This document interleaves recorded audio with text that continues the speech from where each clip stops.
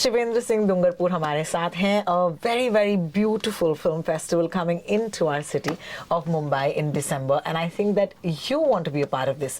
दिलीप साहब, okay, ये एक बहुत ही खास मौका है मुंबई के लिए to actually celebrate his films, because इस साल if you knew this, 2022 is actually 100 years of Dilip Kumar, और उनके birth anniversary के अवसर पर of course Film Heritage Foundation is going to show us some of the finest works of Dilip Kumar.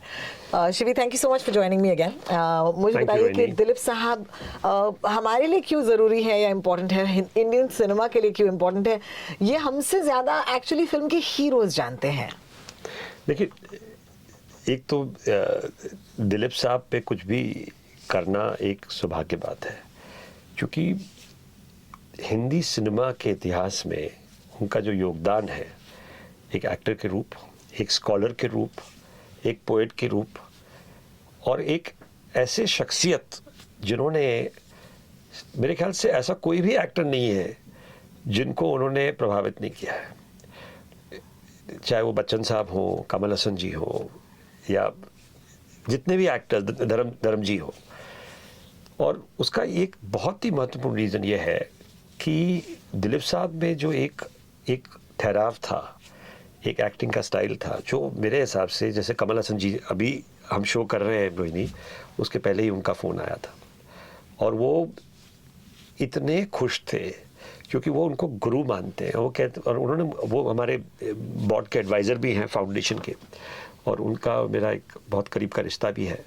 और वो इतने खुश थे कि, इस बात के खुश थे कि आज के जो यंग पीढ़ी के एक्टर्स हैं और जो भी एक्टिंग में जाना चाहते हैं, वो दिलीप कुमार की फिल्मों को देखें. बिल्कुल बिल्कुल. क्योंकि उनसे ज़्यादा मॉडर्न, उनसे ज़्यादा एक अकम्पलिश्ड, जो सब कुछ कर सकता है. हालांकि लोगों ने उनको ट्रेजेडी किंग के रूप में भी माना, मैं उसको गलत मानता हूँ.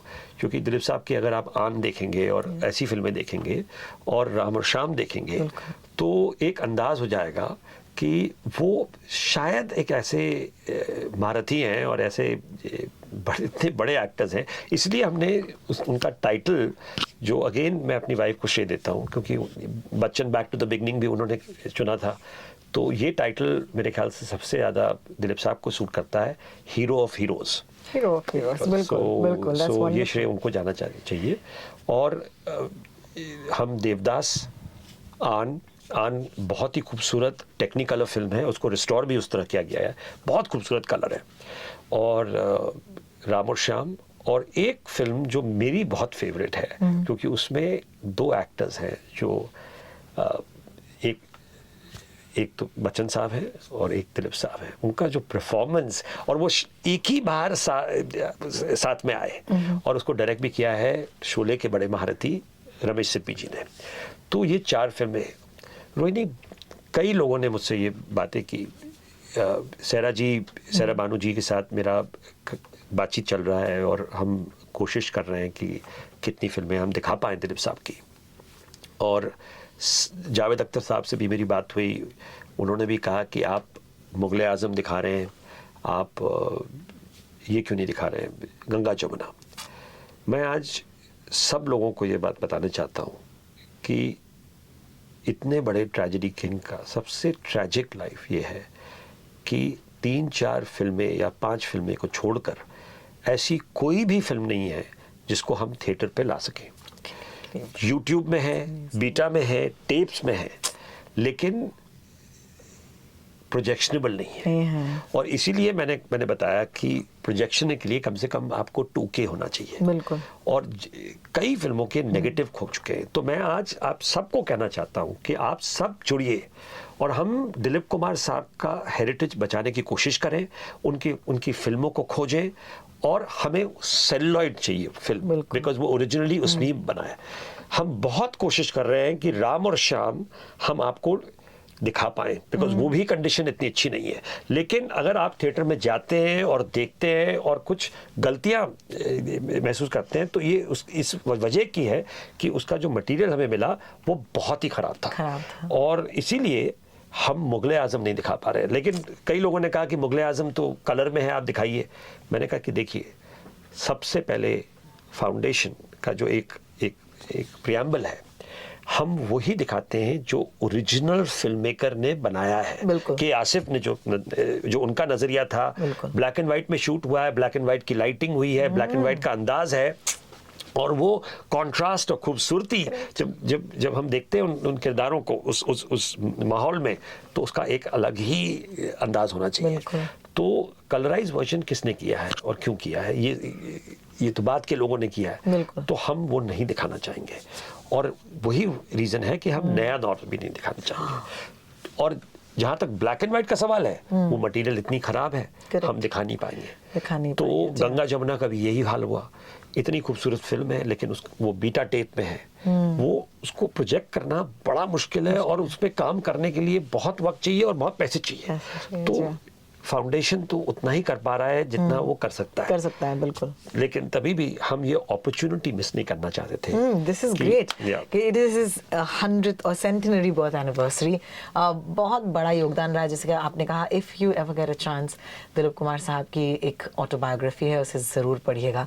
उन्होंने जिस अंदाज से, और कितना खूबसूरत लिखा भी है उन्होंने अपनी जिंदगी के बारे में। But the films of course, अगर आप देखना चाहते हैं, you will never find an opportunity like this, trust me. और वो बिकॉज वो हीरो ऑफ हीरोज है। बच्चन साहब की हमने 18 थिएटर्स में की थी release, all over India, all PVRs at 18, and I must thank Mr. Ajay Bijli and his team, because had they not agreed with our vision, we would not been able to show everywhere.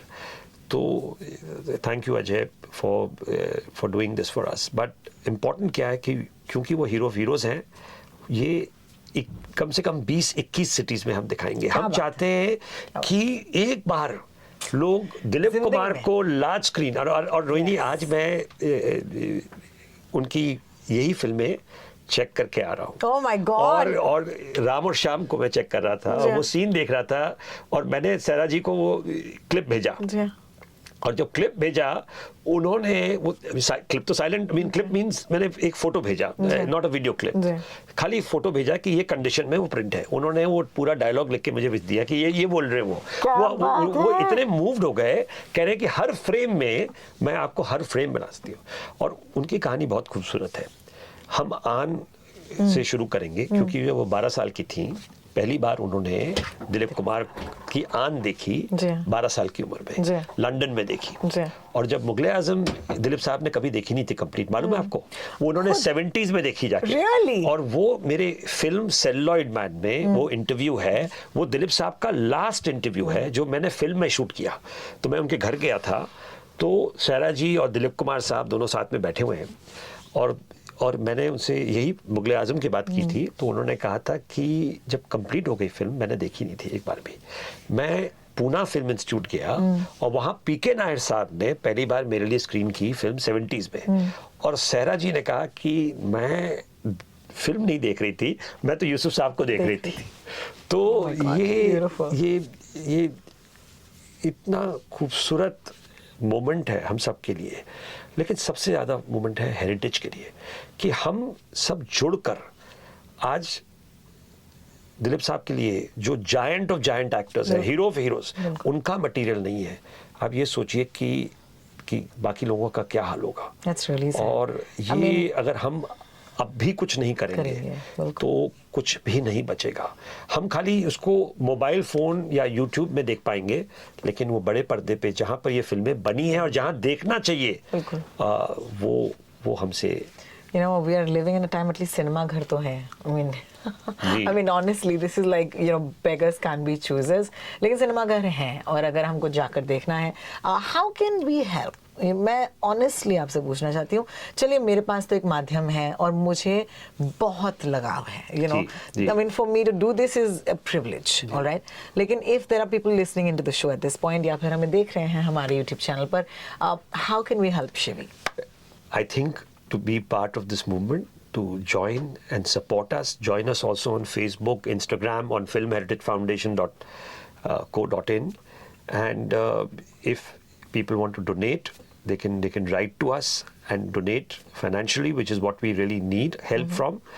But more importantly, come forward, support, and come for the films, because like I said, Rohini, when you come and see Shakti, or you come and see Ram or Shyam, or you come and see any of these films, be patient with the restoration, because we were so difficult to find this material. We've got many ways to go ahead. Correct. But the important thing is that by showing these films, we are convincing the producers and distributors that there is An audience. audience for it. Bilkul. Radio Nasha.